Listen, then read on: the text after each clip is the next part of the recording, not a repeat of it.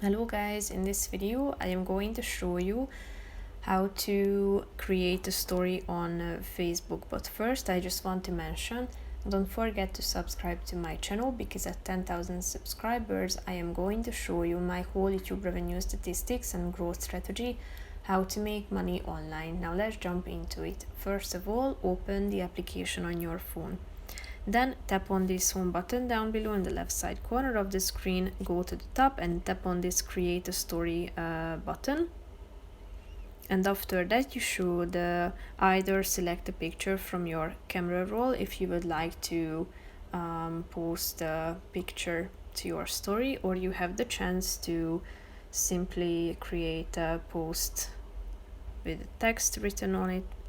Here you can click on the button continue, start typing something, and then you should tap on or you have the chance to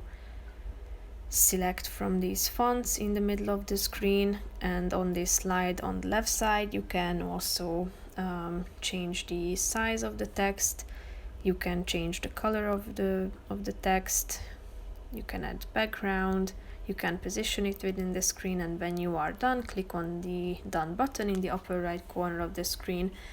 and then tap on share down below. And as you can see, you can also or simultaneously